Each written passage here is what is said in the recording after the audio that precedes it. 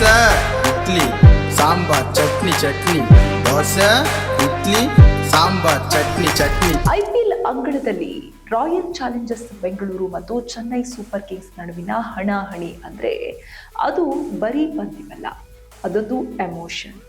ಈ ಬಾರಿಯ south derby ಪಂದ್ಯವು bat ball ಕಾಳಗವನ್ನ ಮೀರಿ ದೊಡ್ಡ ವಿವಾದಕ್ಕೆ ಕಾರಣವಾಗಿದೆ.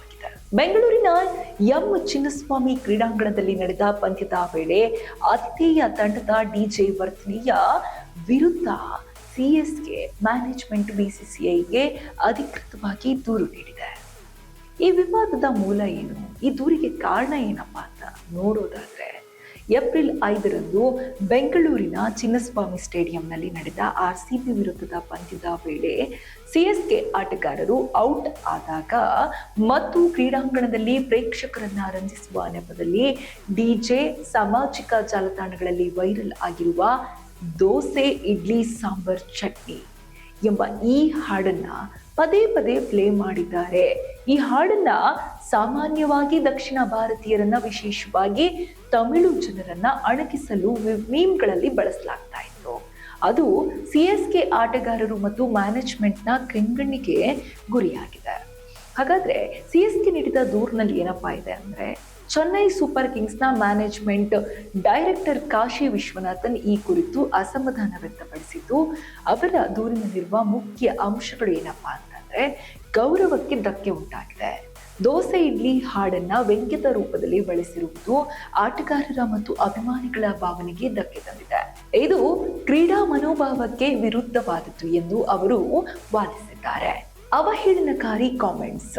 ಹೌದು, ಸಿಎಸ್ಕೆ ಆಟಗಾರರು ಔಟ್ ಆಗಿ ಪ್ಯಾವಿಲಿಯನ್ಗೆ ಮರಳುವಾಗ ಆರ್ಸಿಬಿ ನೇಮಿಸಿದ್ದ ಡಿಜೆ ಮೈಕ್ನಲ್ಲಿ ಕೆಲವು ಆಕ್ಷೇಪಾರ್ಹ ಕಮೆಂಟ್ಗಳನ್ನು ಕೂಡ ಮಾಡಿದ್ದಾರೆ ಎಂಬುದು ತಂಡದ ಆರೋಪವಾಗಿದೆ.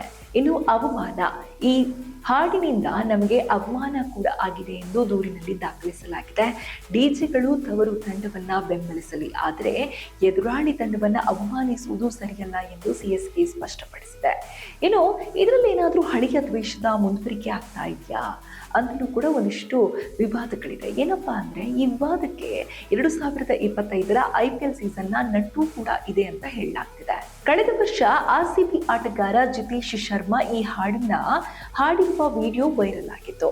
ಇಂಟ್ರೆಸ್ಟಿಂಗ್ ವಿಷಯ ಏನಪ್ಪಾ ಅಂದ್ರೆ, ಕಳೆದ ಸೀಸನ್ ನಲ್ಲಿ ಸಿಎಸ್ಕೆ ಡಿಜೆ ಕೂಡ ಇಂತಹದ್ದೇ ಅತಿರೇಕದ ವರ್ತನೆ ಒಂದು ತೋರಿದ್ರು. ಐಪಿಎಲ್ 2025ರ ವೇಳೆ ಆರ್ಸಿಬಿ ನಡೆಸಿದ ಚಿಟ್ಚಾಟ್ನಲ್ಲಿ ಚೆನ್ನೈಯಿಂದ ತಕ್ಷಣ ನಿಮಗೆ ಏನು ನೆನಪಾಗುತ್ತೆ, ಯಾವ ವಿಚಾರ ನೆನಪಿಗೆ ಬರುತ್ತೆ ಅಂತ ಕೇಳಲಾಗಿತ್ತು. ಈ ವೇಳೆ ಜಿತೇಶ್ ಶರ್ಮಾ ದೋಸಾ ಇಡ್ಲಿ ಸಾಂಬಾರ್ ಚಟ್ನಿ ಚಟ್ನಿ ಎಂಬ ಹಾಡನ್ನು ಅತಿ ರಂಜಿತ ದಾಟಿಯಲ್ಲಿ ಹಾಡ್ತಾರೆ. ಇದಕ್ಕೆ ಪ್ರತಿಯಾಗಿ ಚೆನ್ನೈನ ಚೆಪಕ್ ಕ್ರೀಡಾಂಗಣದಲ್ಲಿ ಸಿಎಸ್ಕೆ ವಿರುದ್ಧದ ಪಂದ್ಯದಲ್ಲಿ ಜಿತೇಶ್ ಶರ್ಮಾ ಔಟ್ ಆಗುತ್ತಿದ್ದಂತೆ ಸಿಎಸ್ಕೆ ಡಿಜೆ ದೋಸಾ ಇಡ್ಲಿ ಸಾಂಬಾರ್ ಚಟ್ನಿ ಚಟ್ನಿ ಹಾಡನ್ನ ಪ್ಲೇ ಮಾಡಿ ತಿರುಗೇಟು ಕೂಡ ನೀಡ್ತಾರೆ. ಈಗ ಬೆಂಗಳೂರಿನಲ್ಲಿ ಅದೇ ರೀತಿಯ ಘಟನೆ ಮರುಕಳಿಸಿರುವುದು ಒಂದು ರೀತಿಯಲ್ಲಿ ಸಂಘರ್ಷಕ್ಕೆ ಈಗ ಕಾರಣವಾಗಿದೆ. ಹಾಗಾದ್ರೆ ಮುಂದಿನ ದಿನಗಳಲ್ಲಿ ಬಿಸಿಸಿಐ ಯಾವ ರೀತಿಯಾದಂತಹ ಹೆಜ್ಜೆ ಇಡುತ್ತೆ, ಯಾವ ರೀತಿಯಾದಂತಹ ನಿರ್ಧಾರವನ್ನ ಕೈಗೊಳ್ಳುತ್ತೆ ಅಂತ ನೋಡೋದಾದ್ರೆ, ಬಹುಶಃ ಐಪಿಎಲ್ ಆಡಳಿತ ಮಂಡಳಿಯು ಈ ದೂರನ್ನ ಗಂಭೀರವಾಗಿ ಪರಿಗಣಿಸುತ್ತೆ.